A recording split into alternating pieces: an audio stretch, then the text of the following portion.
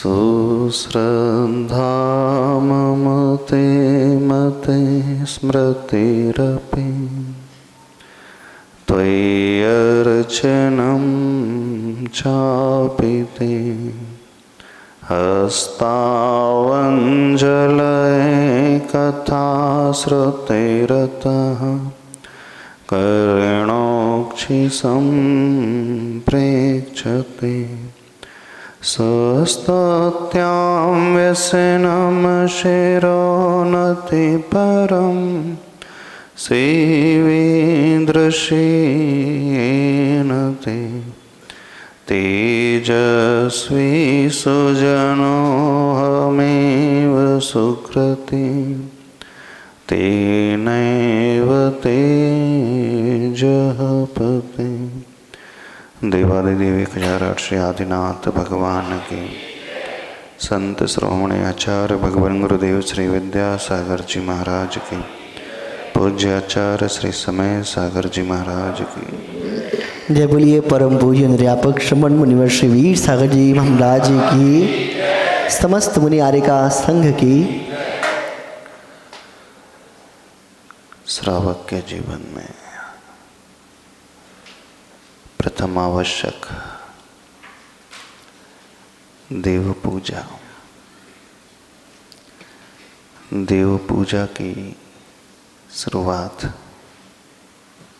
देव का प्रभु का अभिषेक और अभिषेक से पूर्व होने वाली क्रिया देव दर्शन की क्रिया।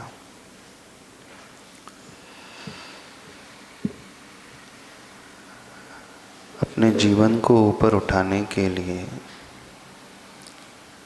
हमें एक अच्छे आश्रय की आवश्यकता होती है। एक ऐसा आश्रय देने वाला व्यक्ति जो स्वयं बहुत ऊपर उठा हुआ होगा,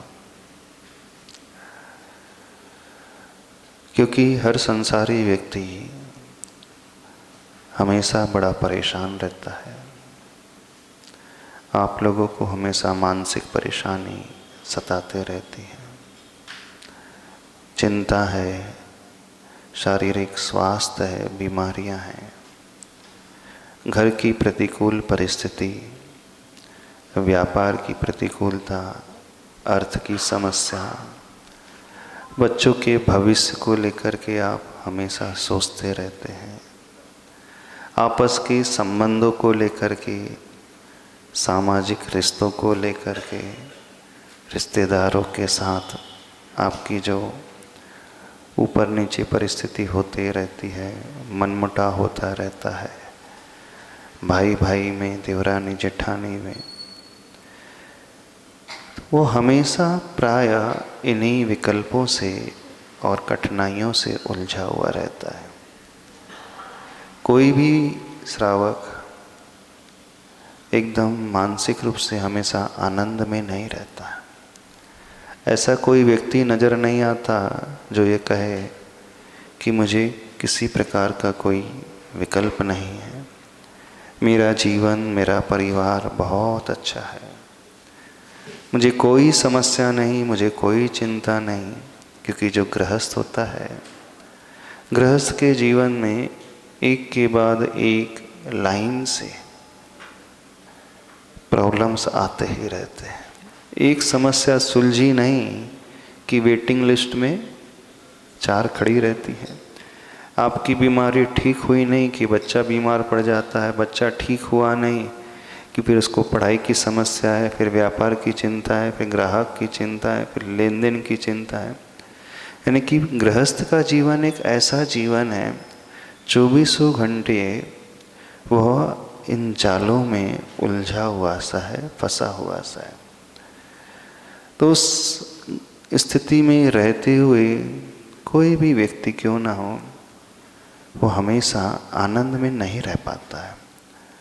जब जब जीवन में बहुत ज़्यादा उथल पुथल होने लगती है, बहुत ज़्यादा आपको तनाव आदि उत्पन्न होने लगता है, बहुत ज़्यादा चिंता के भाव पैदा होने लगते हैं, डर लगने लगता है, तो आपको ऐसे समय किसी ऐसे आश्रय की आवश्यकता होती है जिसके पास जाकर के आप बड़े निश्चिंत हो जाएं, जिनके चरणों में जाकर के आप अलग ही अपने आप को एनर्जेटिक फील कर सकें। उनके पास आते ही आपको ऐसा लगे कि अब कुछ देर तो ही सही, मैं यहाँ आकर के बड़ा निश्चिंत निर्विकल्प रहूँगा। और एक वो ऐसा व्यक्ति होता है जो स्वयं बहुत ज़्यादा, बहुत बड़ा सोर्स ऑफ एनर्जी का सोर्स होता है, एनर्जी का केंद्र होता है। और वो एनर्जी के केंद्र होते हैं तीन लोक के नाथ, वे प्रभु। उन प्रभु को हम साक्षात नहीं देख पा रहे हैं, उन प्रभु को हम साक्षात कभी छू भी नहीं पाएंगे। जो 13वें गुण स्थान में पहुंच चुके हैं, अरिहंत भगवान हो चुके हैं, जो समौसरण में बैठे हैं, उनके पास हम साक्षात पहुंच ही नहीं सकते। लेकिन फिर भी आप लोगों का इतना पुण्य है, इतना सौभाग्य है कि आप लोगों को एक ऐसी एनर्जेटिक एक वस्तु मिली हुई है, एक ऐसा एनर्जेटिक सोर्स मिला हुआ है, एक ऐसा आश्रय मिला है जिनके चरणों में आकर के आप अपनी नेगेटिविटी दूर कर सकते हो, जिनके दर्शन से आप अलग ही उत्साहित हो सकते हो, और जिन्हें छू कर के आपका पूरा रोम रोम रोमांचित हो सकता है। और उस गंधोदक को लेकर के आप अपने आत्मविश्वास को बढ़ा सकते हैं। और वे हैं तीन लोक के नाथ, वीतरागी प्रभु। देखो, एक वे प्रभु होते हैं जो साक्षात चलते फिरते हैं, लेकिन उनसे भी ज़्यादा अधिक आप सबके लिए, हम सबके लिए उपयोगी जानते कौन होते हैं? जो मंदिर में बैठे हुए भगवान हैं। वो स्थापना निक्षेप के जो प्रभु होते हैं, मंदिर में वेदी में बैठे हुए हैं, वो आप लोगों के लिए और अधिक पावरफुल है। इसलिए पावरफुल है कि उन भगवान के, साक्षात भगवान के गंधोदक को आप नहीं बना सकते। सौधर्मेंद्र भी चाहे तो समौसर में बैठे हुए प्रभु को छू नहीं सकता। वो जिस सौधर्म ने समोसरण की रचना करवाई, कुबेर को आज्ञा दे करके समोसरण बनाया, वो सौधर्मेंद्र भी प्रभु के निकट नहीं पहुंच सकता। सौधर्मेंद्र तो छोड़ दे, गणधर परमेष्टि भी उन तीर्थंकर भगवान के चरणों को स्पर्श नहीं कर सकते।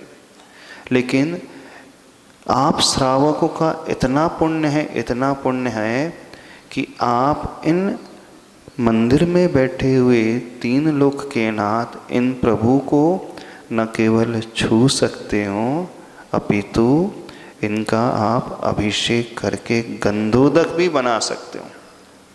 साक्षात भगवान का गंधोदक कोई नहीं बना सकता, लेकिन स्थापना निक्षेप के प्रभु का गंधोदक आप बना सकते हो। तो कौन से ज़्यादा बेनिफिशियल हो गए आपके लिए, वो ओरिजिनल वाले कि मंदिर वाले? उनके चरणों को आप छू नहीं सकते, इनके चरणों को छू सकते हो, तो डायरेक्ट यहाँ से एनर्जी ले सकते हो। तो आपके लिए ज़्यादा पुण्यशाली कौन से हो गए? जो मंदिर में तीर्थंकर भगवान रहते हैं, वे अधिक प्रभावशाली हो गए। इन भगवान के महत्व को समझना सीखो। जब तक आपको इनका इम्पोर्टेंस नहीं समझ में आएगा, तब तक आपके मन में ये भाव ही पैदा नहीं होगा कि मैं प्रभु के पास आऊँ, प्रभु के दर्शन करूँ। पहले इनका महत्व जानना सीखो। कई श्रावक होते जो मंदिर नहीं आते, दर्शन करने नहीं आते। जानते हो क्यों नहीं आते? उन्हें ये लगता है यहाँ आकर के मिलेगा क्या, वही तो मूर्ति है, वह मूर्ति को तो हम फोटो में भी देख लेते हैं, मोबाइल में भी देख लेते हैं, लेकिन यहाँ आने से क्या बेनिफिट? उनकी धारणा इस प्रकार की है। जो लोग मंदिर नहीं आते दर्शन करने, उनकी मानसिकता कैसी है? जैसी मंदिर में प्रतिमा है वैसे मोबाइल में देख लेते हैं। फर्क पड़ता है कुछ? बोले कोई फर्क नहीं पड़ता। लेकिन वे ये भूल जाते हैं जो मंदिर में प्रभु होते हैं, उनका ऑरा इतना पावरफुल होता है, इतना प्रभावशाली होता है, उनके आभा मंडल में आते ही हमारे कई प्रकार के कष्ट जो हैं दूर हो जाते हैं, जो फोटो में नहीं मिलने वाले।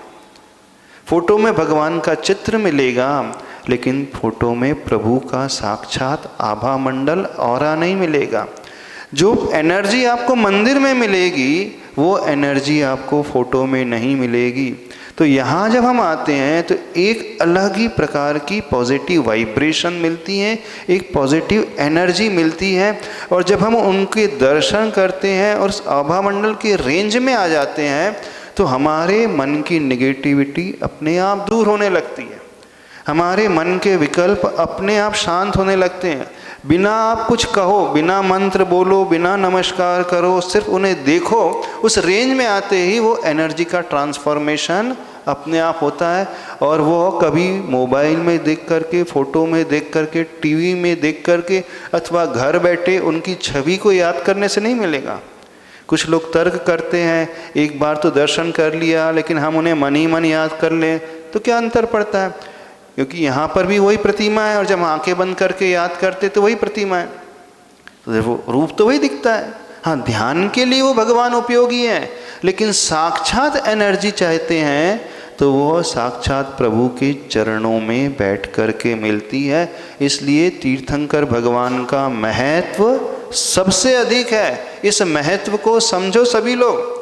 ये महत्व एक बार ज्ञात हो जाएगा तो फिर आपको कभी कहना नहीं पड़ेगा, आप स्वतः ही चल कर के आओगे। जैसे आपके जीवन में जब परेशानी होती है तो आप ज्योतिषाचार्य के चक्कर लगाते हो कि नहीं, कुंडली दिखाने के लिए? कहाँ गए राजू भाई? हाँ, चले गए। हाँ, आप पंडित के चक्कर लगाते हो कि नहीं, उससे कुछ सॉल्यूशन पूछते हो, अभी ग्रहों की दशा कैसी है, अब शनि ग्रह बैठा है और मंगल और राहु और केतु एकदम नीच के ग्रह में दशा में बैठे हुए हैं और वक्र दृष्टि से मंगल ग्रह को देख रहे हैं, तो उससे क्या है, बहुत कुयोग बन रहा है, अशुभ योग बन रहा है। अब इस अशुभ योग की दशा का निवारण का इलाज क्या है? तो वो पंडित आपको बताते हैं, एक स्टोन पहन लो, फिर दान दे दो, फिर अभिषेक कर लो, फिर ये कर लो, फलाना कर लो, ढिकाना कर लो। तो जब भी आपके परिवार में आपत्ति आती तो आप किसके चक्कर लगाते हो? सबसे पहले या तो हाथ दिखाने पहुंच जाओगे, भविष्य दिखाने पहुंच जाओगे, या कुंडली लेकर के चले जाओगे। शरीर में परेशानी आती तो अब डॉक्टर के पास चले जाते हो, और जब मन में परेशानी आती है तो कहाँ जाते हो? तो आपको बता रहे हैं, जब भी मानसिक कोई परेशानी हो, शारीरिक परेशानी हो, आर्थिक परेशानी हो, पारिवारिक परेशानी हो, कोई डर लग रहा हो, कोई भीति लग रही हो, कोई चिंता का भाव पैदा हो रहा है, तो आपको कहीं भटकने की आवश्यकता नहीं, कहीं के चक्कर लगाने की आवश्यकता नहीं। आपको सिर्फ एक ऐसी जगह आना है और वो जगह है तीन लोक के नाथ का दरबार। यदि इनके दरबार में आ जाओगे तो दर्शन मात्र से वो सारे विकल्प शांत हो जाते हैं। दर्शनम देवदेवस्य दर्शनम पापनाशनम दर्शनम स्वर्ग सोपानम दर्शनम मोक्ष साधनम। आपके पापों का नाश इनके दर्शन से हो जाता है, आपकी समस्याओं का समाधान इनके पास से हो जाता है। आप जब वो गंधोदक अपने माथे पर लगाते हो तो बहुत सारी बीमारियों का समाधान, बहुत सारी कठिनाइयों से ऊपर उठ जाते हो। तो आपको कहीं भटकना नहीं, इन प्रभु के चरणों में आना चाहिए। पर बड़ा दुख होता है वे लोग जो प्रभु के दर्शन करने के लिए भी नहीं आते। देखो, आपने सुना होगा, यदि आप घर से बाहर निकल गए हों और आपको कोई मंगल मिल जाए, क्या गाय का बछड़ा गाय का दूध पीता हुआ मिल जाए तो क्या हो जाता है? शुभ संकेत होता है कि नहीं? आप निकल रहे हो और गाय अपने बछड़े को दूध पिला रही है तो वो एक मांगलिक संकेत होता है। अथवा कोई महिला भरा हुआ कलश रख करके आ रही है तो क्या माना जाता है? मंगल संकेत माना जाता है, शुभ संकेत माना जाता। ये तो हुआ एक लौकिक मंगल, लेकिन एक उससे भी बड़ा मंगल है। उससे बड़े मंगल कौन होते हैं? यदि दिगंबर मुद्रा के दर्शन हो जाए, मुनि महाराज के गुरु के दर्शन हो जाए, तो आप जिस कार्य को करने के लिए जा रहे हो, मान लीजिए आपकी कोर्ट की कोई तारीख है आज, अथवा कोई ज़मीन का सौदा करने जा रहे हो, अथवा खरीदी करने के लिए व्यापार में के लिए जा रहे हो, अथवा बच्चे का इंटरव्यू है उसके लिए लेकर के जा रहे हो, अथवा कहीं एडमिशन कराना है उस पर्पस से जा रहे हो, अथवा कोई बहुत बड़ा कार्य है वर्षों से सुलझ नहीं रहा है, उस कार्य को लेकर के आप लक्ष्य को लेकर के निकल रहे हो। और यदि आप कार्य को लेकर निकले और सबसे पहले आपको दिगंबर मुनिराज के दर्शन हो जाएं तो समझना सबसे बड़ा मंगल, उसमें अपने आप सफलता मिलेगी। दुनिया की कोई ताकत उसे नहीं रोक सकती, सबसे बड़ा मंगल। तो दिगंबर रूप जो है सबसे बड़ा मांगलिक माना जाता है। नहीं, वे गुरु जो हैं सबसे बड़े मंगल मुनिराज मांगलिक माने जाते हैं। अब उन गुरु के लिए मांगलिक कौन माना जाता है? वो सबसे पहले किसको देखना पसंद करेंगे? उन गुरुओं के लिए, उन मुनियों के लिए सबसे बड़े मांगलिक माने जाते हैं। तो तीर्थंकर भगवान की दिगंबर छवि देखो, आप सबके लिए मांगलिक माने जाते हैं वे मुनिराज की छवि, और उन मुनिरों के, उन गुरुओं के लिए मांगलिक कौन माने जाते हैं? ये तीन लोक के नाथ तीर्थंकर भगवान। तो सबसे बड़े मंगल कौन हो गए? तीन लोक के नाथ। तो जब भी दिन की शुरुआत करना हो और यदि आप चाहते हो कि आपका पूरा दिन बहुत मांगलिक बीते, बड़ा शुभ बीते, तो सबसे पहले कौन सा कार्य करना चाहिए? किसका मुख देखना चाहिए? किसका मुख देखना चाहिए? भगवान का। और आप किसका मुख देखते हो? अपना मुख देखते हो। आईना देखते हो कि नहीं? सवेरे उठ करके क्या देखते हो? या तो आईना देखोगे या किसका मुख देखोगे? किसका मुख देखोगे? सही से बताओ। घरवाली का। तो वो क्या अपनी मांगलिक हो जाती है? दिखता ही, हाँ, दिखने क्या निषेध नहीं कर रहा है, दिखने की बात चल रही है अभी। दिखने और देखने में जमीन आसमान का अंतर होता है। तो देखने की दृष्टि से जब आप सबसे पहले दिन की शुरुआत में तीन लोक के नाथ का दर्शन करते हैं तो समझना वह दिन आपके लिए सबसे मांगलिक बीतेगा। और सबसे बड़ी विशेषता, विचित्रता ये कहें कि लोग जो हैं प्रायः इस मंगल को छोड़ देते हैं और इधर उधर भटकते रहते हैं। आप सवेरे उठ करके सबसे पहले मोबाइल के दर्शन करोगे, टीवी खोलोगे, टीवी की न्यूज़ देखने लगोगे, तो बिल्कुल भी नहीं होना चाहिए। एक नियम होना चाहिए, हम यदि दिन की शुरुआत करेंगे तो सबसे सुंदर, सबसे शुभ मंगल को देख करके करेंगे। जो व्यक्ति ये संकल्प ले लेगा, फिर देखना, जो स्टूडेंट ये संकल्प ले लेगा, जो भी पुरुष वर्ग महिला वर्ग संकल्प ले लेगा कि मैं यदि अपने जीवन को मंगल बनाना चाहता हूँ तो मंगल कैसे होगा? इन तीन लोक के नाथ के दर्शन से। बस ये संकल्प ले लो, फिर गारंटी है आपका पूरा दिन मांगलिक बीतेगा। आपको कहीं भटकने की आवश्यकता नहीं होगी, किसी के पास आने जाने की आवश्यकता नहीं। लेकिन आप इन्हें छोड़ करके ना जाने क्या क्या करते रहते हैं। तो सबसे पहले इन तीन लोक के नाथ की प्रतिमा का महत्व समझे। ये इतनी ज़्यादा एनर्जेटिक है, इतनी ज़्यादा पावरफुल है और इतनी अधिक मांगलिक है।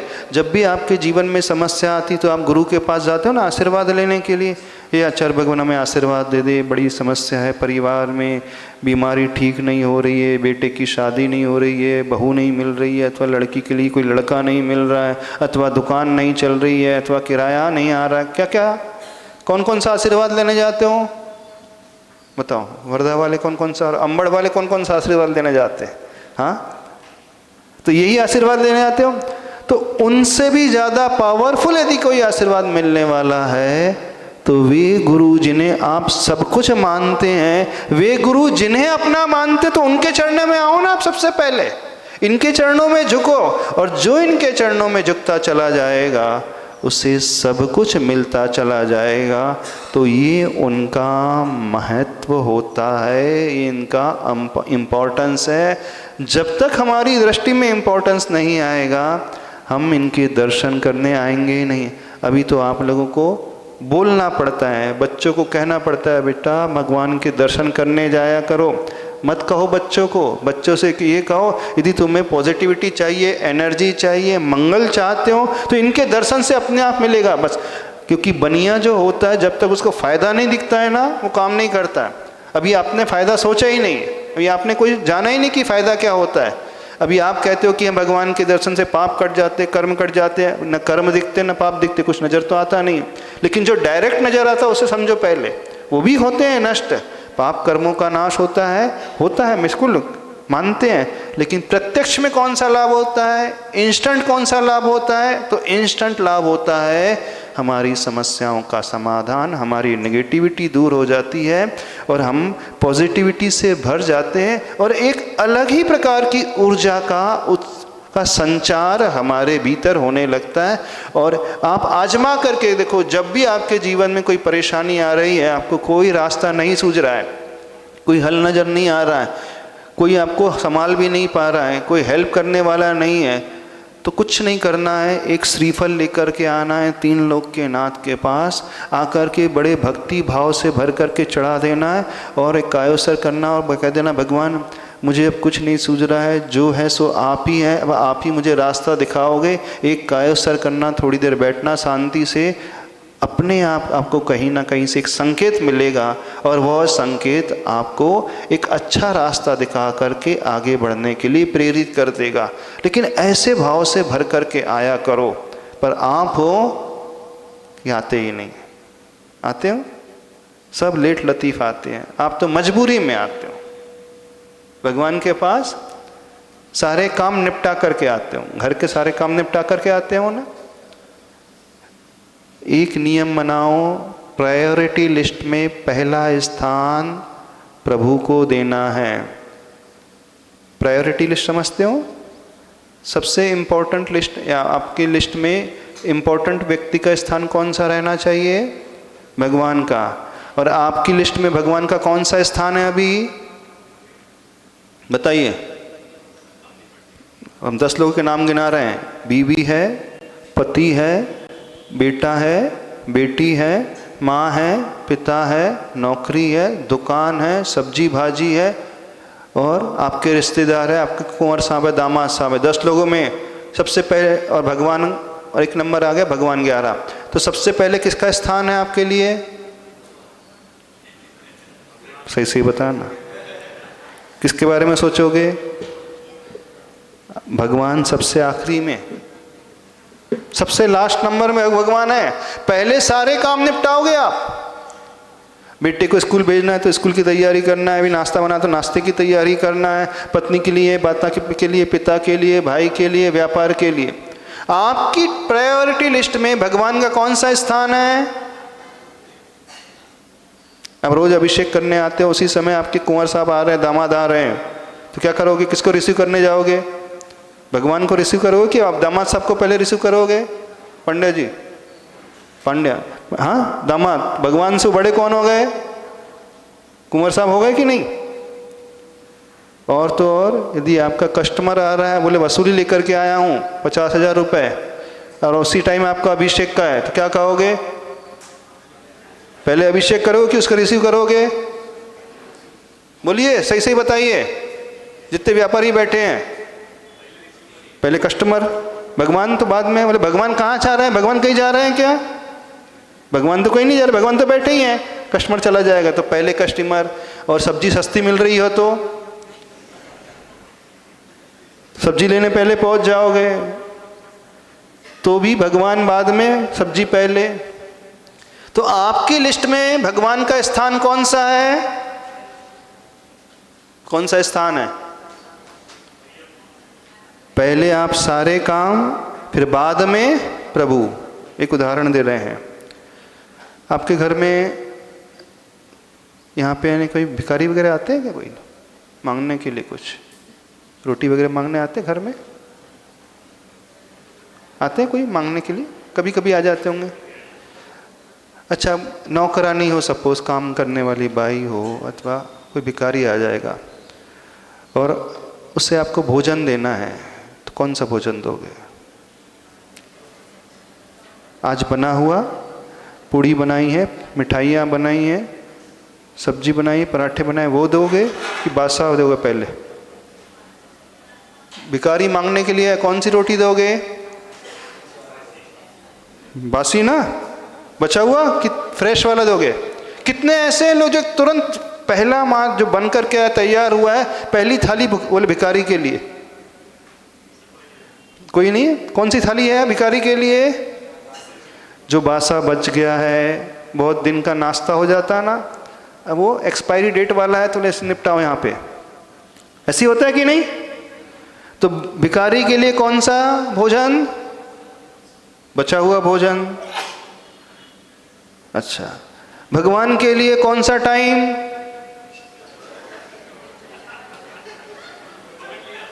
कौन सा टाइम भगवान के लिए? पहले आपके कुंवर साहब, पहले आपके कस्टमर, पहले आपके घर के बच्चे आ गए, घर के सारे सदस्य आ गए, पहले आपकी दुकान आ गई, पहले आपका पैसा आ गया, पहले सब्जी भाजी, सारे काम निपट गए। अब क्या, कौन बचे? भगवान। तो आपकी दृष्टि में भिखारी और सब ऐसे ऐसे गर्दन हिलाने लगे। देखो, सबकी राशि एक जैसी है। भगवान की राशि भी भ से शुरू होती है, भिखारी की भी भ से शुरू होती है, और भक्त की भी भ से शुरू होती है। तो भ से कौन सी राशि आती है पंडित जी? भ से कौन सी राशि? भक्षर से। हाँ, वो कहाँ जाए, वो बैठे होंगे, धनु राशि। हाँ, तो सब धनु राशि वाले हैं, भक्त भी धनु राशि वाला, भगवान भी धनु राशि वाले, भिखारी भी धनु राशि वाले। तो सब एक बराबर हो गए कि नहीं? हाँ, माइक से बोलना, एक बराबर है कि नहीं? दृष्टि में एक ही हो गई ना। बचे हुई रोटी किसके लिए? भिखारी के लिए। बचा हुआ टाइम भगवान का टाइम, क्योंकि प्रायोरिटी लिस्ट में भगवान कौन से नंबर में है? आखिरी नंबर में। तो बस आपको भगवान नहीं फलेंगे, अब बिल्कुल नहीं फलेंगे। आप भले ही रोज दर्शन करने आओ, कुछ नहीं फलने वाले, क्योंकि आपने क्या मान करके प्रभु की शरण ली? महिला वर्ग कौन सी लिस्ट में कौन से नंबर पे भगवान? पहले, दूसरे, तीसरे, चौथे, पांचवें, 11वें? हाँ, हम एक से बोलें। घर 5 किलोमीटर दूर है और दुकान आपकी 10 किलोमीटर दूर है, तो क्या करोगे? ऑफिस 10 किलोमीटर दूर है तो क्या करोगे? लेकिन जाने आने का समय तो महाराज जी बहुत लगेगा ना, वो भी ऑफिस का टाइम और सब एडजस्ट होना चाहिए। तो प्रश्न दूरी का है ही नहीं, प्रश्न इम्पोर्टेंस कितना हम दे रहे हैं उसका है। हमारी दृष्टि में प्रभु का स्थान कौन सा है उसका है। तो जो व्यक्ति प्रभु को सर्वप्रथम स्थान देता है उसे भगवान फलते हैं, उसे भक्ति फलती है, उसे दर्शन पूजन फलते हैं। ये 3 लोक के नाथ हैं, सत्य है, सब कुछ देने वाले हैं। महाराज जी, घर में अगर फोटो है तो उसका भी दर्शन सुबह ले सकते हैं ना पहले? घर में फोटो है, एक उदाहरण देते हैं सुधा सागर महाराज जी। जीवित पिता में और मरे हुए पिता में क्या इतना अंतर होता है? हाँ, कितना अंतर होता है? एक जीवित पिता बैठे हैं और पिता की फोटोग्राफ है, दादा की, चलो दादा लगा लो, कितना अंतर होता है? लाइव में और डी लाइव में कितना अंतर होता है? ऑफलाइन और ऑनलाइन में कितना अंतर होता है? प्रत्यक्ष और परोक्ष में कितना अंतर होता है? हाँ, फोटो जब कुछ नहीं है तब फोटो, पर सर्वप्रथम दृष्टि में ये भाव आए कि मुझे 3 लोक के नाथ के पास जाना है, दर्शन करना है, उस ऊर्जा को लेना है और अपने सारे विकल्पों को शांत करना है, क्योंकि ये ऊर्जा आपको सिर्फ मंदिर में ही मिलेगी जहाँ प्रभु साक्षात विराजित रहते हैं। ये ऊर्जा आपको वहाँ नहीं मिलने वाली फोटो से। तो सबसे पहले महत्व को समझो, एक प्रभु का महत्व और एक आपकी दृष्टि में उनका महत्व कितना है। हमारी बात समझ में आ रही? भगवान के महत्व को अभी तक लोगों ने समझा ही नहीं। आप लोगों ने, आप लोग दर्शन करने आते हो, एक रूटीन की भांति आ जाते हो, एक मशीन की भांति आ जाते हो। परसों आपसे कहा था आप रोबोट बन करके आ जाते हो। जो प्रोग्राम आपके भीतर फीड हो चुका है उसी प्रोग्राम के तहत आप आते हो और सारी क्रिया करके चले जाते हो, लेकिन उस प्रोग्राम के तहत नहीं आप कितना इम्पोर्टेंस देते हुए इन प्रभु के पास आते हो, क्योंकि मंदिर की रचना ही इस प्रकार की रचना है। जिस शिखर के नीचे प्रभु बैठते हैं, वहाँ जो पॉजिटिव वाइब्रेशन बनती हैं वो कहीं और नहीं बन सकती। जैसे पिरामिड होता है ना, पिरामिड को यदि आप किसी सेवफल के ऊपर रख दो तो जो सेवफल 3 दिन में खराब होता है, पिरामिड के नीचे रखने से 5 दिन तक चलता है। प्रैक्टिकल करके देख लेना। पिरामिड के नीचे जितने भी मिस्र में ममीज रखी हैं, ममीज जानते हो, जो डेड बॉडी होती है रखी रहती फिर भी खराब क्यों नहीं होती है, वो ऐसे स्ट्रक्चर के नीचे रखते हैं, पिरामिड जैसा शेप होता है पिरामिड के नीचे, तो इस प्रकार का एंगल बनता है और इस प्रकार की वहाँ एनर्जी क्रिएट होती है कि उसकी लाइफ को बढ़ा देती है। तो जैसे मंदिर का शिखर होता है, वो भी उसका स्ट्रक्चर इस प्रकार का होता है, और उस मंदिर के शिखर के नीचे प्रभु विराजित होते हैं, तो वो 24 घंटे प्रतिमा उसके नीचे रहती है। तो इस कारण उस प्रतिमा की एनर्जी हमेशा बहुत अधिक बनी रहती है। तो वो एनर्जी आपको उस मंदिर में ही मिलने वाली है, प्रतिमा के सामने ही मिलने वाली है, वो एनर्जी आपको कहीं दूर नहीं मिलने वाली है। इस बात को समझो। तो एक इम्पोर्टेंट बात, प्रभु हमारे लिए सबसे बड़े मांगलिक हैं, एनर्जी के केंद्र है। दूसरी इम्पोर्टेंट बात, हमारे हृदय में प्रभु का स्थान कौन से नंबर का है। अब सभी लोग चेक करें, सही से बताना कौन से नंबर में रखोगे। 10-11 नाम हमने गिनाए, पहले नंबर में। कितने लोगों के पहले नंबर में प्रभु हैं, हाथ खड़े करें। जो हाथ खड़े कर रहे हैं उनके भी पहले नंबर में नहीं है। इमरजेंसी आ जाएगी तो पहले उसको निपटाओगे, भगवान के पास बाद में आओगे। परीक्षा की घड़ी में मान लीजिए बहुत पानी गिर रहा है, तो उस दिन भी आप सही समय पे अभिषेक करने आ जाओगे, दर्शन करने आ जाओगे, कि वेट करोगे पानी रुक जाए। और उतना ही पानी गिर रहा है, बच्चे को स्कूल छोड़ने जाना है, पानी गिर रहा है, स्कूल छोड़ने जाना है, और उतना ही पानी गिरना है, अभिषेक करने दर्शन करने जाना है। तो क्या करोगे, दर्शन करने के लिए आ जाओगे, उसको डिले कर दोगे ना। लेकिन बच्चे को स्कूल छोड़ने जाना है तो डिले नहीं करोगे, कोई भी लेट नहीं करेगा उसे। जिसके हृदय में प्रथम स्थान में प्रभु हैं, उसकी परीक्षा होगी, और परीक्षा की घड़ी ये निर्धारित करेगी कि आप पास हो रहे हैं कि फेल हैं। जब जीवन में बहुत कठिनाइयां आ रही हैं, उस समय आप पहले प्रभु के पास आ रहे हो कि नहीं आ रहे हो, कि अन्य कार्य को पहले कर रहे हैं, बाद में प्रभु के पास आ रहे हो। आप बच्चों के लिए पहले समय निकाल लोगे, परिवार के लिए निकाल लोगे, भोजन के लिए निकाल लोगे, दुकान के लिए निकाल लोगे, लेकिन भगवान के लिए कहोगे थोड़ी देर बाद हम जा रहे हैं। सिद्धि इससे नहीं होती है। समझो इस रहस्य को, सिद्धि किससे होती है। कितनी भी अर्जेंसी क्यों ना हो, पहले हम प्रभु के पास आए। तो भगवान देखते हैं भक्त कैसा है। जब बहुत ज़्यादा प्रतिकूलता थी, बहुत ज़्यादा काम थे इसके पास, तो इसने सबसे पहले मुझे याद किया। लेकिन आप लोग सबसे पहले कुंवर साहब, सब्जी भाजी, दुकानदारी, पैसे, इसमें करोगे।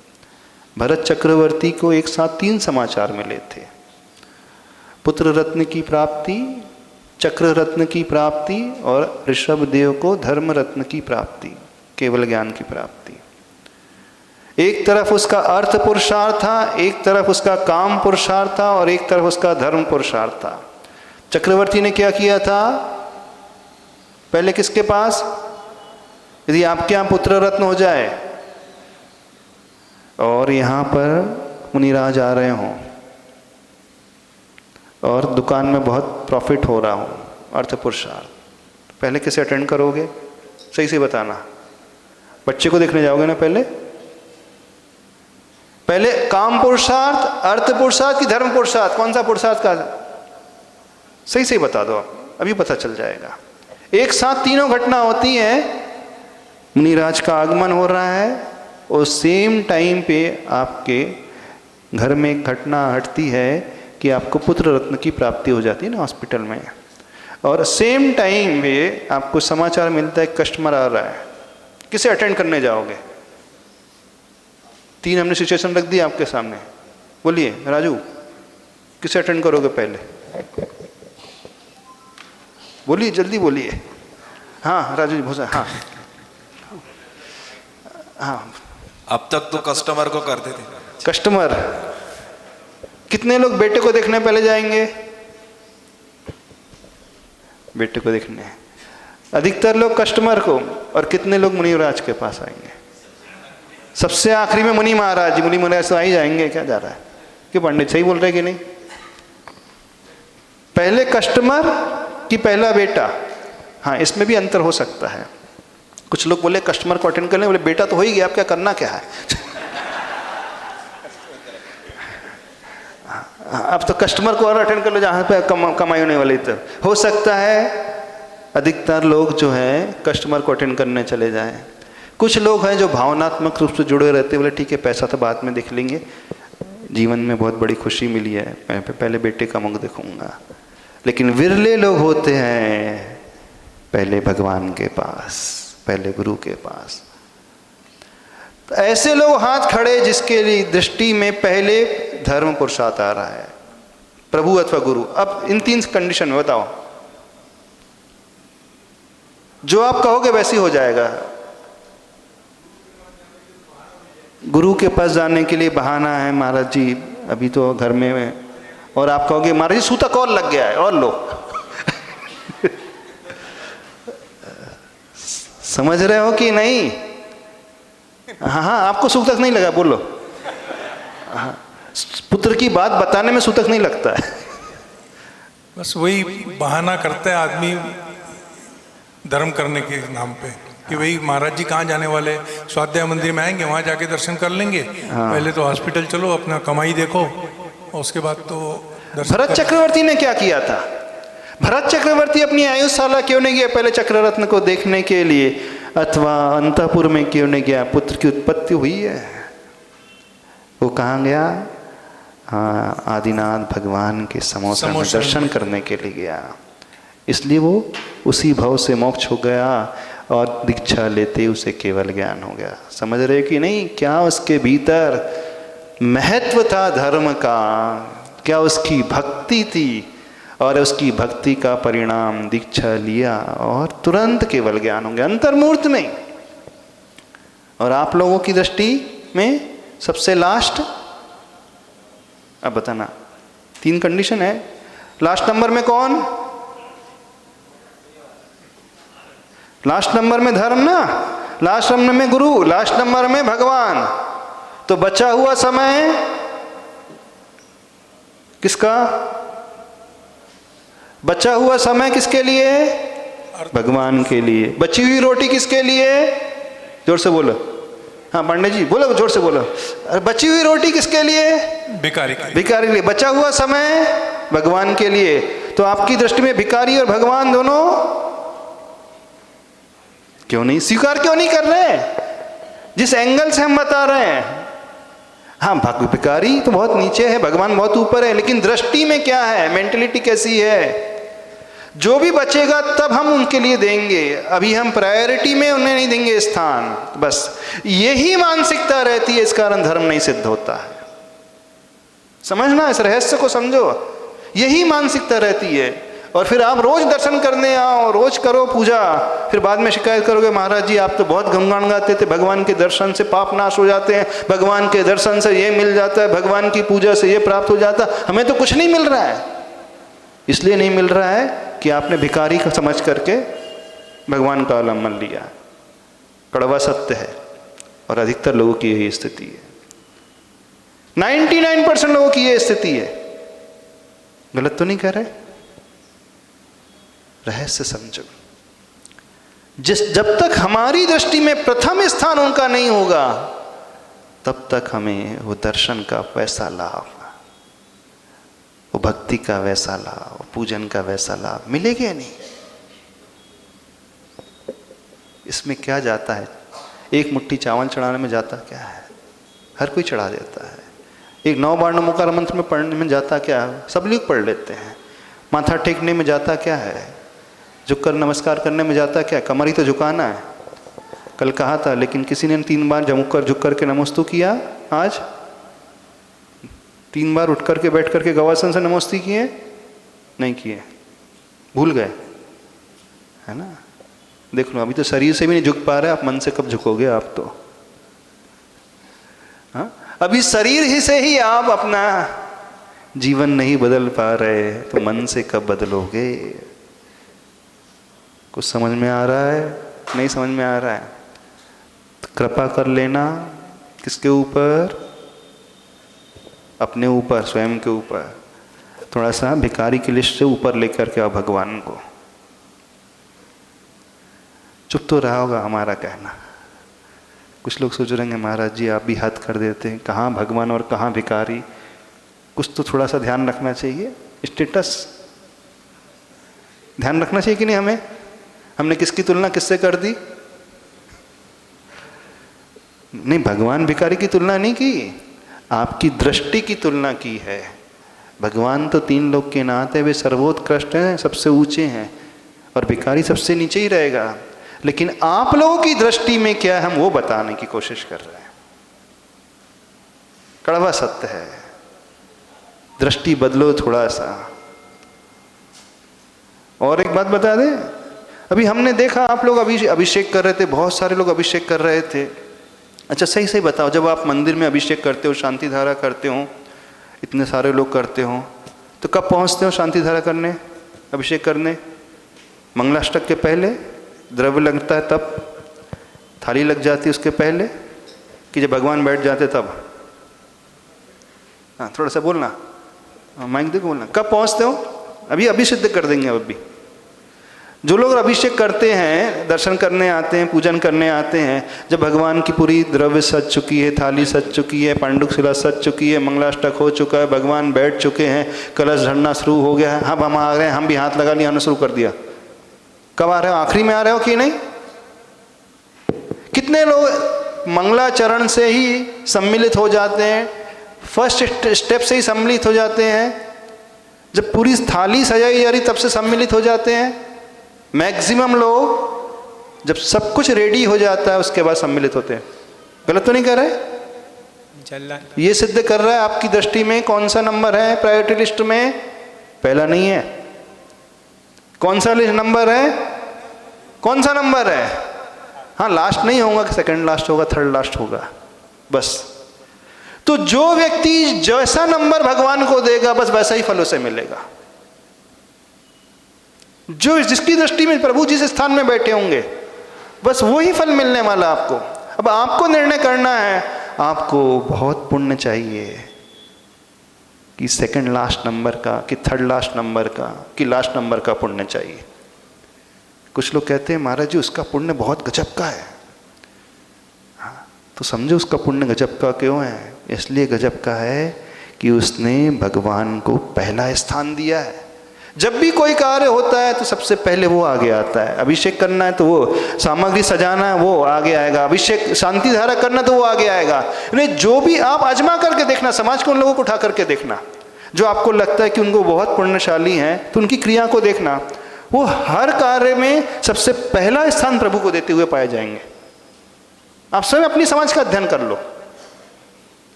और जो आखिरी में आ रहा है ना, तो उसका पुण्य की क्वालिटी भी आखिरी वाली रहती है। जैसे सब्जी बाजार में जाते हैं ना, कुछ लोग शाम सब्जी कब खरीदने जाते हैं? कुछ लोग 4 बजे सब्जी खरीदने जाते हैं शाम को। बोले क्यों शाम को 4 बजे क्यों खरीदते हो?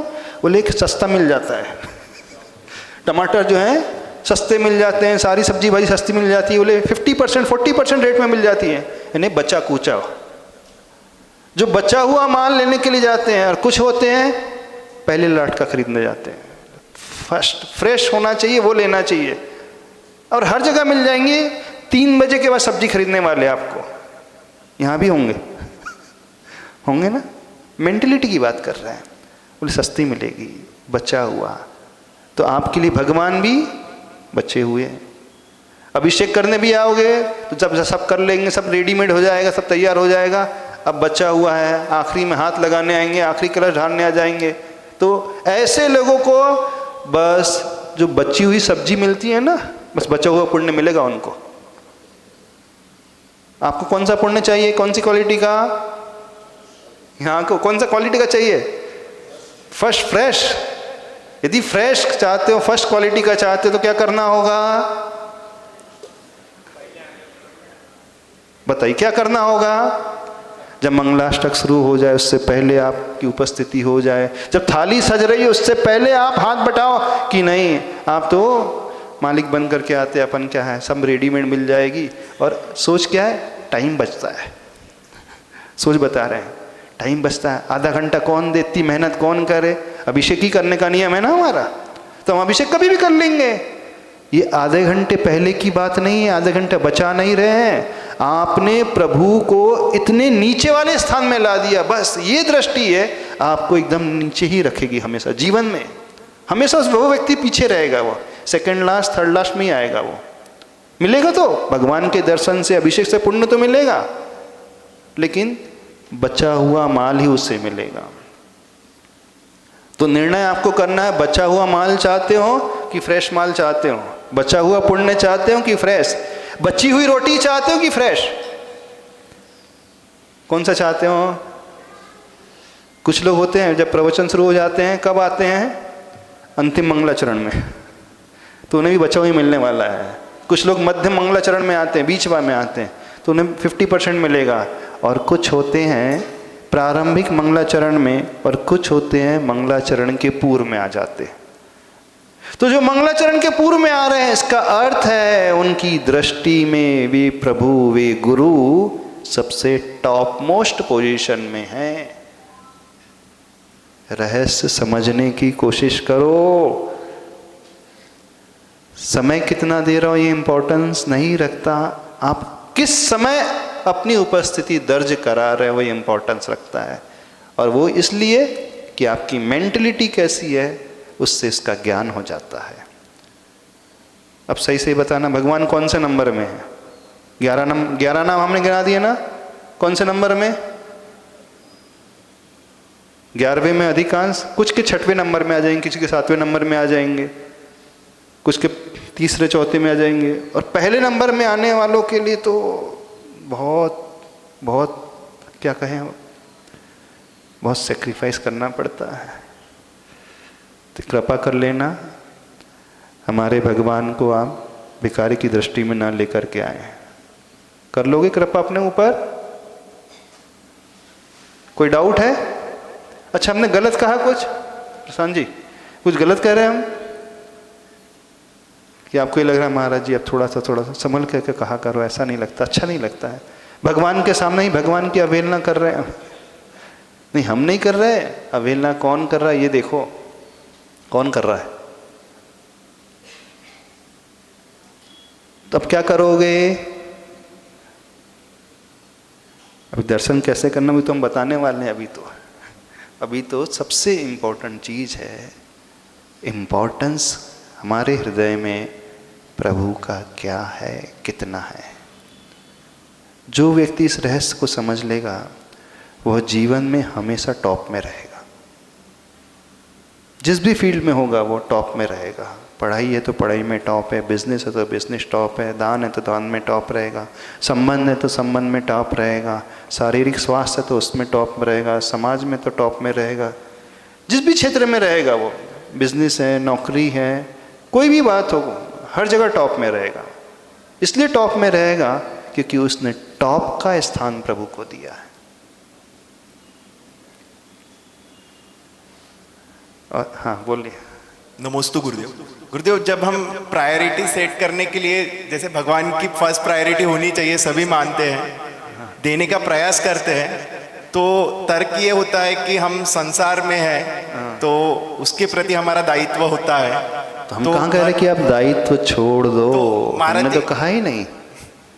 तो प्रायोरिटी जब देने की बात आती है तो घर वाले बोलते हैं कि आप संसार में हो, हाँ, तो ये आपका कर्तव्य है। कर्तव्य का निषेध थोड़ी किया जा रहा है, कर्तव्य का पालन करिए ना, बिल्कुल अच्छे से करिए, लेकिन पहले नंबर में क्या करना, बैलेंस कैसे बनाना, बात उसकी चल रही है। हमने नहीं बोले घर बार छोड़ दो, मुनि महाराज बन जाओ, हमने तो कहा ही नहीं आपसे।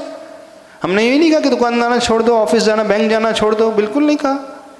जो आपकी ड्यूटी है हर ड्यूटी को परफॉर्म करो। आपको बिजनेस करना है, दुकान जाना है, दुकान जाओ, जॉब करने जाना, बच्चों को संभालना, पढ़ाई के लिए भेजना है, भोजन बनाना, बनाओ ना, मना क्या कर रहे हैं?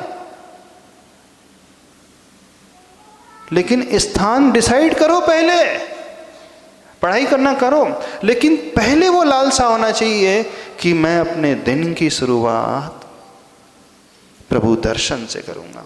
ठीक है, आपको भोजन बनाना पड़ता है, एक नियम, बस एक बार दर्शन करके आ जाऊं, फिर घर के नाश्ता पानी करूंगी, फिर बाद में आकर के फुर्सत से पूजा करना है। बस पहली दृष्टि मेरी प्रभु की ओर हो जाए, मेरी आंख खुलते ही भगवान नजर आए। वो भजन गाते ना, जब खिड़की खोलूं तो बस भजन ही तक है आपके साथ, भक्ति है, उसके अलावा कुछ नहीं है। तो भाव है कि जैसे ही मेरी आंख की खिड़की खुले, एक घर की खिड़की होती है, एक आंख की खिड़की होती है। आपकी आंख की खिड़की खुलती तो क्या दिखता है? क्या दिखता नहीं, सॉरी, क्या देखते हो? कहाँ भगवान? कुछ नहीं देखते भगवान, किसी कोई भगवान को नहीं देखता है।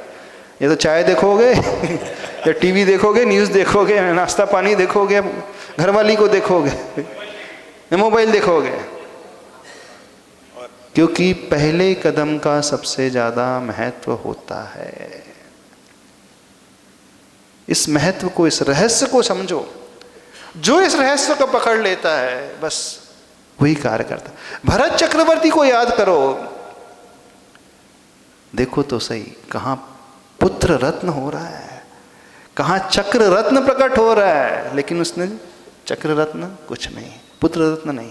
पहले भगवान के दर्शन, भगवान की पूजा करूंगा, क्योंकि उन्हें केवल ज्ञान प्रकट हुआ है। और आप कहोगे भगवान तो हैं ही, अब बनी गए, अब क्या करना है? बाद में भी चले आए, पूजा ही तो करना है।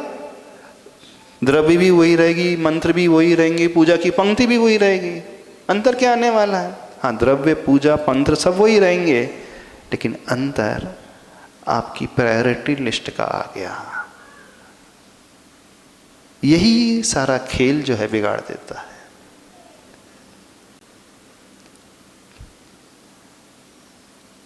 पंक्चुअलिटी जो कही जाती है,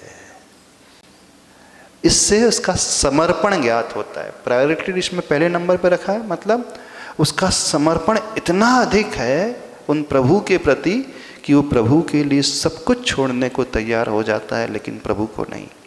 और आप सबके लिए प्रभु को छोड़ने को तैयार हो जाते हैं, लेकिन सबको नहीं छोड़ोगे। महाराज जी नमस्ते। हाँ, कुछ दिन के लिए, कुछ महीने के लिए, कुछ साल के लिए अगर प्रभु को पहले नंबर पे अगर रखे तो पुण्य का लाभ कितना? कंडीशनल रखोगे तो कंडीशनल पुण्य होगा। नहीं, हमेशा के लिए महाराज जी कभी कभी क्या होता है कि समझो एक महीना अगर अपने को वो काम अगर करने में अगर एक महीना करते हैं, उसके बाद में कोई अड़चने आती है तो उसमें अपन लग जाते। 2.5 साल जैसा कोरोना काल रहा है, और उस कोरोना काल में परिस्थिति हमारे कंट्रोल में है नहीं, उसकी बात नहीं कर रहे हैं, जो हमारे कंट्रोल में उसकी बात कर रहे हैं। जब भी अपन करना चाहे कर सकते, यही सारी परिस्थिति आपके कंट्रोल में होती, घर गृहस्थी की, आप सबको बाद में कर सकते, प्रभु को पहला स्थान देकर कर सकते हैं, यदि चाहे तो। व्यक्ति नहीं चाहे तो गिनाएगा, महाराज जी क्या करिए, बच्चे उठ जाते हैं, उनको तैयार करना पड़ता है, स्कूल की यूनिफॉर्म पहनाना पड़ता है, स्कूल बस तक छोड़ करके आना पड़ता है। महिलाएं बोलेंगी महाराज जी क्या करें, बच्चों के लिए चाय नाश्ता बनाना पड़ता है, टिफ़िन तो बनाना ही पड़ेगा कि नहीं, है ना? टिफ़िन बनाना पड़ेगा, तो पहले हम टिफ़िन बनाएंगे, फिर बाद में भगवान के पास आएंगे। 10 मिनट पहले उठ जाओ ना, पहले भगवान के दर्शन करके चलो, फिर टिफ़िन बनाओ। यदि आपकी प्रायोरिटी लिस्ट में है तो थोड़ा सेक्रीफाइस करना पड़ेगा, सुविधाओं को छोड़ना पड़ेगा। बात सुविधा की नहीं, बात इम्पोर्टेंस की। मेरे प्रभु हैं, मैं उन्हें सब कुछ मानता हूं, तो पहले मैं भगवान के पास, फिर अन्य कार्य। लेकिन पहले सारे अन्य कार्य, फिर बचा हुआ समय भगवान का, भिखारी का समय। कड़वा लग रहा है। यही है आप लोगों की दृष्टि। आपकी दृष्टि में भिखारी ही है, भगवान नहीं है। धनु राशि वाले सब, आप भी धनु राशि वाले हो, आप भी भक्त हो ना, सब एक ही राशि वाले। टकासेर भाजी ना टकासेर खाजा, अंधेर नगरी और चौपट राजा, वही करके रख दिया। क्या समझ में आ रहा है? अब क्या करोगे? जब अभिषेक करो चल रहा होगा, जब सब तैयारी हो जाएगी, तब हम आके सीधे कलश उठा करके ढाल लेंगे। ये करोगे ना, कुछ नहीं मिलने वाला आपको। फॉर्मेलिटी कर रहे हो आप, औपचारिकता निभा रहे हो। नमस्ते महाराज, नमस्ते महाराज, नमस्ते महाराज जी। मेरा नियम है, जो मैं मालूम का भगवान के दर्शन बगैर पानी नहीं पीता। हाँ, कभी अगर शिखर जी चले गए, ट्रेन में रहे, तो उसके लिए उपास कर लेना, और क्या जाता। हाँ, और नहीं है तो ऐसी ब्रेक जर्नी करना, बीच में पहले दर्शन करेंगे, फिर जल लेंगे, फिर बाद में आएंगे। ब्रेक जर्नी करो ना, क्या परेशानी है, ट्रेन बदल लो, तभी सिद्धि होती है, ऐसे नहीं हो जाती है। इतना इजी नहीं है जैसा आपने मान करके रखा। हमारे भगवान तो बैठे ही, हम कभी भी नहला देंगे, कभी भी उनको पोस देंगे, अभी प्रक्षाल कर देंगे, कभी चावल चढ़ा देंगे, हो जाएगा, उससे कुछ नहीं होता है। समर्पण जिसका होता है वो प्रायोरिटी लिस्ट में प्रभु को सबसे टॉप में रखता है। आपका समर्पण भी दुकान के प्रति है, आपका समर्पण भी बच्चों के प्रति है, आपका समर्पण परिवार के प्रति है, आपका समर्पण अपने अन्य कार्यों के प्रति है। क्या करोगे आप बताओ? क्या करोगे?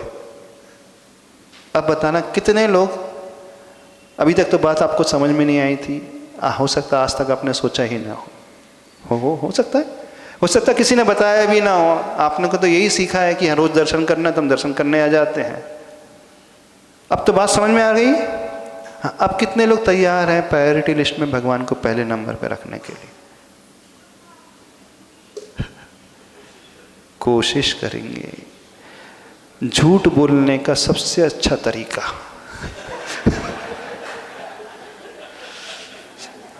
दुनिया की दृष्टि में हम सच बोल रहे हैं, लेकिन हमने ऐसे नहीं खाया, ऐसा खा लिया, हाथ घुमा करके द्राविड़ी प्राणायाम करके काम कर लिया।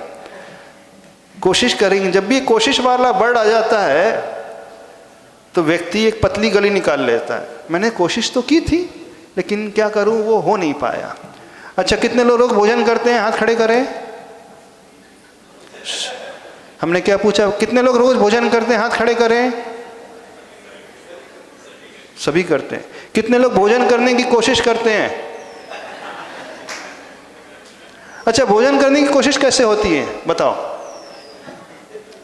आपको भोजन की करने की कोशिश, आपने रोटी ली, एक ग्रास बनाया, फिर उसमें सब्जी लगाई, दाल ली, फिर हाथ में लिया, फिर यहाँ तक लाए, फिर यहाँ तक लाए, फिर यहाँ तक लाए, फिर क्या किया? क्या किया? फिर छोड़ दिया। दुनिया में या तो कार्य होता है अथवा नहीं होता है। ये कोशिश करने वाली बात है ना, सब मन बहलाने वाली बातें हैं। या तो होगा अथवा नहीं होगा, बस। या तो आप भोजन करते हो अथवा नहीं करते हो। तो जिसे करना है वो कर लेगा, जिसे नहीं करना है वो एक वर्ड लेकर आएगा, कोशिश करूंगा लेकिन सफल नहीं हो पाया, क्या करूं? कोशिश तो पूरी की थी मैंने। ये अपने आप को बेवकूफ़ बनाने वाली बात है। तो अपने आप को बेवकूफ़ मत बनाओ, अपने आप को ना छलो। हाँ, अब हम फिर से पूछ रहे हैं, अब सोच करके बोलना। हाँ, प्रायोरिटी लिस्ट में भगवान को पहले नंबर पे कितने लोग रखेंगे? बारिश आएगी तो हाँ, बेटे को स्कूल छोड़ना जाना है तो हम समाधान बता रहे हैं ना। बारिश आई तो जैसे बारिश आती तो रेनकोट पहन करके आ जाते हैं, छतरी ले करके आ जाते हैं। बेटे को स्कूल छोड़ना है तो अब जल्दी पहले उठ करके पहले भगवान के दर्शन करो, फिर स्कूल छोड़ने जाओ। टिफिन बनाना है तो पहले प्रभु का सिर्फ दर्शन कर लो, फिर टिफिन बना लो। अब वो महाराज जी घर बहुत दूर है तो क्या डबल बार अप डाउन करें? पीछे से आवाज़ आएगी, धीरे से आएगी, हमें पता है। अब जिसे सिद्धि करना है, जिसे कुछ पाना है, तो उसके लिए दूरी कोई मायने रखती ही नहीं। और घर दूर है, डबल बार आना पड़ रहा है, दूसरी बार आना पड़ता, बहुत पुण्यशाली जीव है वो, बहुत पुण्य का काम कर रहा है। लोग तो एक ही बार आते हैं, देखो हम दो बार आ रहे हैं। और खुशी मनाना कि हमारा कितना पुण्य है कि हम दो बार सवेरे सवेरे दर्शन करने आ रहे हैं। आप खुश हो गए, अब 2-2 बार आना पड़ रहा है। आपका मुख कैसा बन जाएगा, अरे अब तो 2-2 बार आना पड़ेगा, हो गया खत्म। पड़ेगा आपने शब्द प्रयोग कर दिया, मजबूरी। और मजबूरी का नाम बोलो जोर से, महात्मा गांधी। तो भगवान भी कैसे, बापू नगरी में है बोले महात्मा गांधी। हाँ बोलिए। नमस्ते महाराज। महाराज जी, हम नित्य तो करते हैं लेकिन कभी कभी हमें बाहर जाना पड़ता है, उसमें भी हम अनुकूलता देखते हैं कि हमें भगवान के दर्शन हो जाए। अपन कहीं कहीं ऐसी परिस्थिति होती है कि तो हम वहाँ भावों से तो कर लेते हैं, तो ये उस दिन भावों से भोजन कर लेना। जिस दिन भावों से कर ले दर्शन, तो भावों से भोजन कर लेना, ठीक है ना। दर्शन की अनुकूलता जहाँ मंदिर ही नहीं है, नहीं तो वही तो, भावों से भोजन कर लेना। सोचना कि अब मैंने पानी लिया, पानी छाना और पानी पी लिया, बहुत अच्छा लगा। अब मैंने पूरा नाश्ता कर लिया, पूरा भोजन कर लिया, बहुत अच्छा लग रहा, बस उपास कर लेना। उपास कर लेना, उपास करना नहीं, भावों से भोजन कर लेना। ऐसी परिस्थिति आती है महाराज जी बहुत बार। आती तो नहीं कह रहे, एक दिन नहीं खाए तो मरेंगे थोड़ी अपन। एक दिन भोजन नहीं किया तो क्या होता है, मरण हो जाएगा क्या? नहीं, बल्कि स्वस्थ हो जाओगे। शरीर के टॉक्सिक मटेरियल जो है बाहर निकल जाएंगे, आपकी बॉडी एकदम फिट हो जाएगी। उपवास करने से स्वस्थ होता है व्यक्ति, खाने से बीमार पड़ता है। तो एक दिन उपवास हो जाएगा तो आपका शरीर जो एकदम फिट हो जाएगा। और सत्य यही है, उपवास हमारे बॉडी को प्रॉपरली मेंटेन कर लेता है। जैसे एक दिन रेस्ट मिल जाती है मशीनरी को, तो फिर और उसकी लाइफ बढ़ जाती है कि नहीं। तो हमारी बॉडी की मशीनरी है, पूरा डाइजेस्टिव सिस्टम है, एक दिन रेस्ट मिल गया तो बहुत अच्छे से वो रिचार्ज होता है। क्लीनिंग टाइम भी होती है कि नहीं, गाड़ी के लिए सर्विसिंग टाइम होता है, क्लीनिंग टाइम होता है। और जब सर्विसिंग सेंटर में जाती है, सर्विसिंग होती है, तो और अच्छी उसकी लाइफ बढ़ती है। तो उपवास से भी इस बॉडी को रेस्ट मिलता है, सिस्टम को रेस्ट मिलता है, तो बहुत अच्छे से वर्क करती है, तो बेनिफिट रहेगा। क्या करना है फिर अब बोलिए, क्या करना? उपास करने का। हाँ, जो पहला स्थान देगा वो भले ही उपवास ना करे, लेकिन इस प्रकार से वो मैनेज करेगा कि मेरी सारी क्रियाएं भी हो जाएं, मुझे भोजन भी मिल जाए और भगवान का दर्शन भी मिल जाएगा। इस प्रकार से मैनेज करेगा। यानी जिसे करना है ना, उसके लिए समाधान कहीं से भी निकल ही जाता है। हमने ऐसे ऐसे लोग देखे, मुंबई में रहने वाले प्रतिमा का पालन करते हैं और 20 किलोमीटर दूर उनका घर है मंदिर से। सुनो, प्रतिदिन 20 किलोमीटर दूर जाते हैं, कुएं से वहाँ से पानी लाते हैं और पानी छान करके शुद्ध भोजन बना करके खाते हैं और पूजा करने जाते हैं। 20 किलोमीटर दूर। उन्होंने एक्सक्यूज़ नहीं दिखाया कि 20 किलोमीटर दूर रह करके हम कैसे प्रतिमा का पालन करें, 20 किलोमीटर दूर रह करके कैसे प्रतिदिन हम मंदिर के दर्शन कर पाएँ। उन्होंने ठान लिया करना है तो करना, बस कर लिया।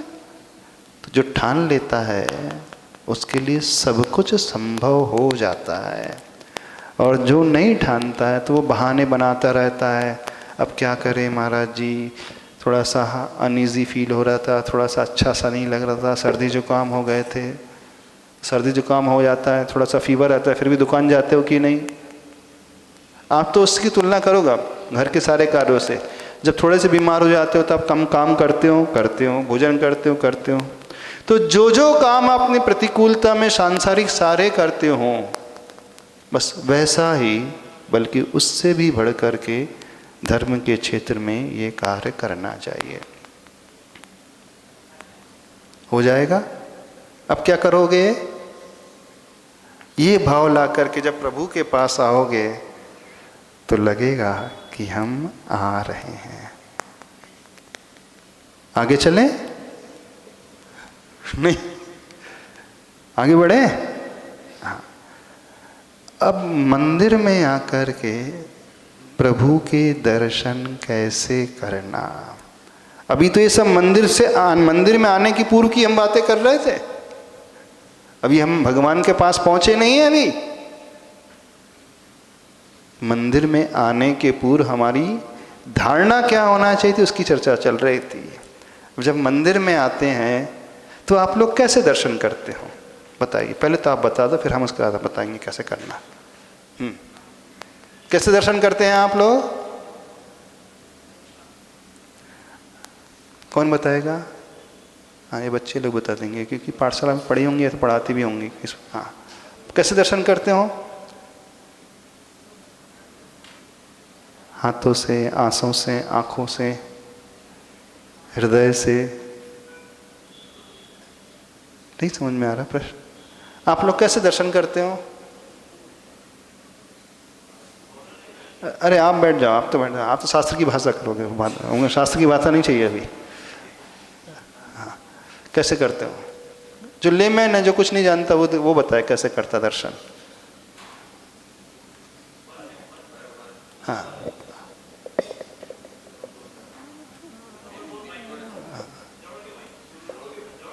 महाराज जी नमस्तु। महाराज जी पहले हम आते तो फिर नमस्तु नमस्तु ओम निश्चय निश्चय बोलते, और फिर दर्शनम देवदेवस्य, दर्शनम पापनाशनम, दर्शनम सर्वसोपानम, दर्शनम मोक्ष साधनम। बहुत अच्छा। ये बोलते, फिर नमोकार महामंत्र बोलते, फिर प्रभुपति तो पावन बोलते। और बच्चे ने अपने हिसाब से बहुत अच्छा बताया। अब हम जो बच्चों के पालक हैं उनसे जानना चाहते हैं, वो उसकी भूमिका के अनुसार एकदम सही और बहुत अच्छा बता रहा है, लेकिन जो बड़े हो चुके वो कैसा करते हैं, उन्हें ये जानना चाहते हैं। हाँ, तुम्ही सांगणार? हाँ हाँ हाँ, उभे राहून सांगा। हाँ, उभे राहून। नमस्ते महाराज। हाँ,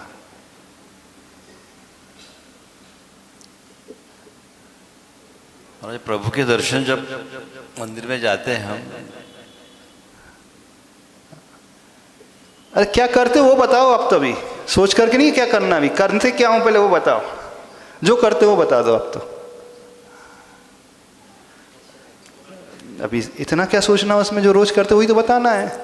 सोच रहे हैं इसका मतलब कि अब महाराज जी क्या समझेंगे इसका, थोड़ा सोच विचार के अच्छे से शब्दों को संयोजन करना, वो नहीं बोल रहे हैं। जो आप करते हो वो बता दो। महाराज नमोकार मंत्र बोल के नमोकार, हाँ, नमोकार मंत्र बोलते, नमोकार मंत्र बोलते। और फिर महाराज जी वैसे आए कि अपनी पूजा सामग्री की तैयारी वगैरह ये सब करके, तैयारी वगैरह, फिर उसके बाद अभिषेक पूजन। हाँ, अभिषेक पूजन। और अभी हम कह रहे हैं दर्शन की बात कर रहे हैं, अभी अभिषेक पूजन तो बाद में होगी। दर्शन कैसे करते हो, सिर्फ ये बात चल रही है। महाराज जी चावल तो चढ़ाना हुआ है, एक क्रिया हो गई शरीर की। दर्शन की क्रिया की हम बात कर रहे हैं अभी। अरे प्रभु के एक नजर से महाराज जी प्रभु की तरफ एक नजर से टोक से अपन दर्शन कर लेते हैं। कितनी देर तक भगवान को देखते हो? 1 घंटे, आधा घंटा, महाराज जी 10 मिनट, 5 मिनट, 1 मिनट। 1 मिनट हो जाता है? ज़्यादा हो गया शायद। 60 सेकंड लगातार देखते रहते हो? नहीं महाराज। हाँ हाँ हाँ, तो वही तो हम सोचें कितने सेकंड। अब 60 सेकंड भी नहीं हुए हैं, कितने बचे? थोड़ा और सोचो, कितने सेकंड? 50? महाराज अब मैं शन बोलूँ कि है ना, 30 सेकंड भी नहीं होंगे। नहीं होंगे। 20 भी ज़्यादा हो रहे हैं। 10 सेकंड, 10 भी ज़्यादा हो रहे हैं ना। 10 सेकंड बहुत होते हैं। 5 सेकंड, 5 सेकंड भी नहीं हो पाते होंगे। 2 सेकंड, कितने सेकंड होते हैं? बस आंखें गई और आ गई, बस हार्डली 1 सेकंड। इतना ही है ना, हार्डली 1 सेकंड। बहुत हुआ तो 2 सेकंड। जो बड़ा होगा भक्त बोले भगवान आप भी क्या याद रखो, मैं 5 सेकंड देख रहा हूँ। एक टक देख लेते महाराज। एक टक, बस एक झलक देखते हैं बस, और कुछ नहीं।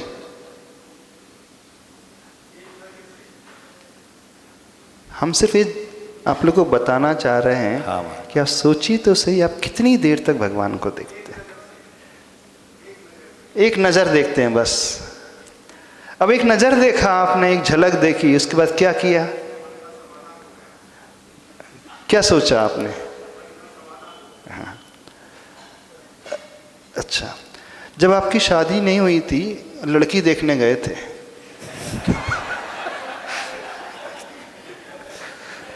ठीक है राजू? अरे बैठ गए, बैठ गए, खड़े हो अभी तो, खड़े हो। हाँ, कितनी देर देखा था?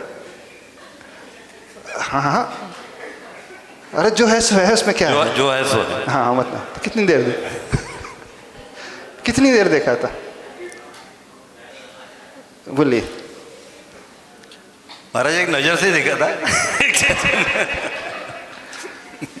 एक ही नज़र, कितनी देर था? कहीं ऐसा था नहीं जब पहली बार देखते तो ज़्यादा समय देखते, फिर बाद में देखने की आवश्यकता नहीं?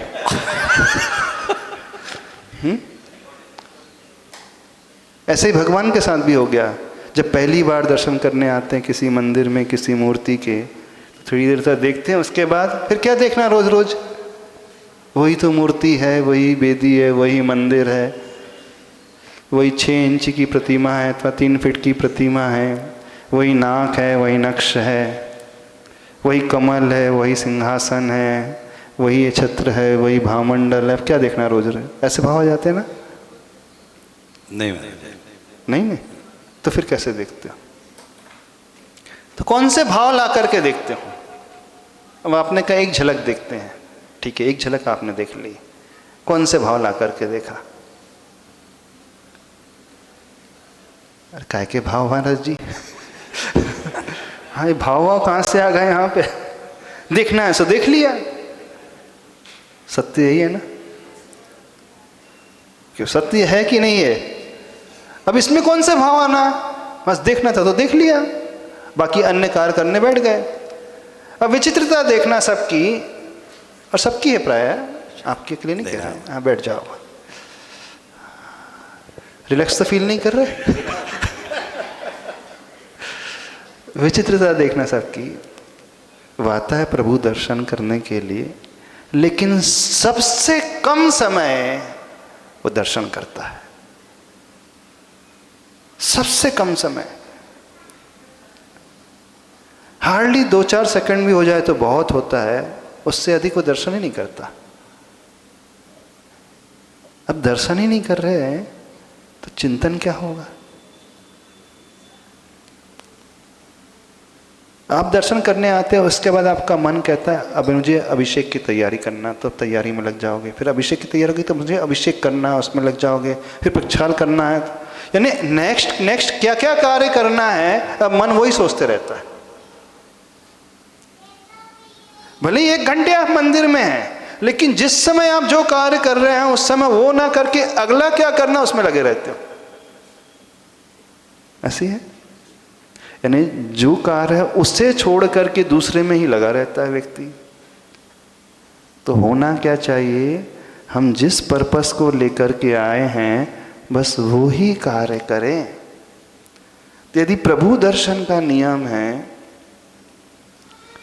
तो सिर्फ प्रभु दर्शन करें थोड़ी देर तक। अब दर्शन ही अकेले नहीं करते, अब आप दर्शन के साथ आपने कर्णमुकार मंत्र भी पढ़ते हैं, अथवा आपने कहा दर्शनम देव देवस्य का पाठ करते हैं, अथवा प्रभु पतित पावन। ये तो बच्चे लोग करते हैं, बड़े लोग तो ये भी नहीं करते होंगे, उनको तो याद भी नहीं होगा। नहीं याद है? दर्शनम देव देवस्य याद है? दर्शन पाठ, प्रभु पतित पावन याद हो गया? तब एक साथ 2 क्रिया चल रही, एक तो आप देख भी रहे हो और दूसरा आप पढ़ भी रहे हो। तो आपका मन किस में लगता है? पढ़ने में लगता है कि देखने में लगता है? बताइए हमें। हम क्या कह रहे हैं, समझ पा रहे हो आप लोग? नहीं, थोड़ा ऊपर से तो नहीं जा रहा है? हैवी होता रहा तो बता देना। जब देव दर्शन की बात है तो कुछ समय तक सिर्फ दर्शन ही करना है, ना पढ़ना है, ना और कोई क्रिया करना है, ना आगे की सोचना है कि इसके बाद मुझे काम करना है। जिस समय दर्शन का नियम है तो सिर्फ दर्शन। और कुछ नहीं। ये थोड़ा सा अपने आप को संभालने की कोशिश करो। 10 सेकंड 10 देखते रहें प्रभु को। फिर देखिए हमारे मन में कौन से भाव पैदा हो रहे हैं।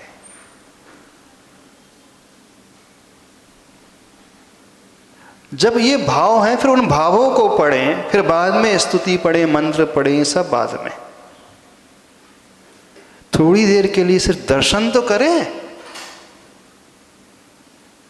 जिनबिम दर्शन से सम्यक दर्शन हो जाता है, गाय को भी हो जाता है, पशु को भी हो जाता है, जबकि वो नमोकार मंत्र भी नहीं जानती गाय। पशु को कोई स्तुति नहीं, कोई दर्शन पाठ याद नहीं है, फिर भी हो जाता है। और आप लोगों को सब कुछ याद है, फिर भी क्या हो रहा है? तो दर्शन ऐसे दर्शन कि सिर्फ वो भाव भंगिमा, उसमें हम डूब जाएं और किसी का आलम्बन ना लें। थोड़ी देर तक, जब तक तृप्ति नहीं हो रही तब तक सिर्फ देखते रहें। और देखते देखते फिर सोचें प्रभु की प्रतिमा हमसे क्या कह रही है। अभी जो प्रोसेस हम बता रहे हैं वो शास्त्र में नहीं लिखी है। हो सकता है आप कहोगे महाराज जी कौन से भाग में लिखी है, कौन से शास्त्र में लिखी है? बिल्कुल इसी शास्त्र में नहीं लिखी जो हम बता रहे हैं। बस चूंकि हमारा देव दर्शन का नियम है तो दर्शन की क्रिया को हम करें तो सही। यानी दर्शन में इतने डूब जाएं कि हमें आगे क्या करना वो भी भूल जाए। बस प्रभु की प्रतिमा हमसे क्या कह रही है उसे समझने की कोशिश करें। जब शांति से हम दर्शन करते हैं, कुछ सोचे बिना, कुछ पढ़े बिना, तब भगवान हमसे बोलते हैं। नहीं तो आप ही बोले जा रहे, भगवान कहाँ बोलेंगे? आप टाइम ही नहीं दे रहे भगवान को बोलने का। टाइम देते हो भगवान को बोलने का? टाइम ही नहीं देते, फिर सुनोगे कैसे उनकी बातें? तो उनकी बात सुनने के लिए हमें समय देना पड़ेगा। समय देने का अर्थ है थोड़ी देर तक शांत चित्त से सिर्फ देखें और कुछ नहीं करें। 1 मिनट 2 मिनट निहारे उन्हें, फिर देखना प्रभु का रूप हमें स्वयं कुछ ना कुछ कहेगा। प्रभु की आंखें भी हमसे कुछ कहेगी, प्रभु का मुख भी हमसे कुछ कहेगा, प्रभु का ललाट हमसे कुछ कहेगा, प्रभु का शरीर हमसे कुछ कहेगा। हो सकता है बच्चों को हमारी बातें समझ में नहीं आ रही, बच्चों को तो पाठशाला वाली बातें समझ में आएंगी, लेकिन बड़ों के लिए भी समझा रहे हैं। फिर अपने भावों को पढ़ें। उसके बाद कैसी यात्रा होगी अब समय हो गया आज, बाकी अपन कल देखेंगे। भाव भंगिमा लाने का तरीका बता रहे, कठिन तो नहीं लग रहा? तो उदाहरण कैसे? उदाहरण याद रखोगे, जब आप किसी अपने आत्मी को देखते हैं, जैसे प्रियजन को देखते हैं जैसे, बस प्रभु को भी वैसे ही देखना। राजू भी प्रिय व्यक्ति को कैसे देखते हो? जिससे आपकी आत्मीयता होती है, कैसे देखते हो? हाँ, लगन से। बस बाकी विषय अपन कल देखेंगे। बड़ा अच्छा विषय, इंटरेस्टिंग है, समझना, इस विषय को समझने की कोशिश करना, बड़ा आनंद आएगा। कोई नहीं बताएगा ये विषय बाद में। आज इतना ही रखते हैं। भगवान के दर्शन कैसे करें? तो आप लोग कहोगे महाराज जी आपका अभिषेक पाठ तो शुरू ही नहीं हो रहा है। प्रिंस भैया विकल्प तो नहीं हो जाएगा आपको? ये सीख लो, जिंदगी में काम आएगा। अभिषेक पाठ तो आपको रटा रटाया है ही, बाकी सब कंठस्थ है, तो उसके रहस्य को भी हम समझेंगे। ठीक है, आज इतना ही रखें ना? कोई डाउट तो नहीं किसी को?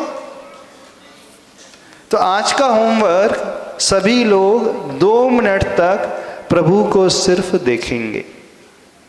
कोई मंत्र नहीं पढ़ेगा, कोई स्तोत्र नहीं पढ़ेगा, कोई दर्शन पाठ नहीं पढ़ेगा, कोई प्रभु पतित पावन नहीं पढ़ेगा। सारे बच्चों, सारे बड़े लोग से कह रहे हैं, एक टक अपलक पलक झपकाए बिना लगातार सिर्फ देखते रहना है। झपक जाए तो बात अलग है,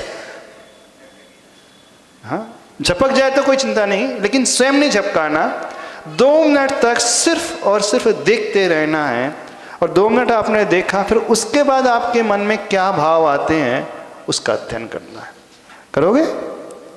देवाधिदेव खजाराट श्री पार्श्वनाथ भगवान की चले।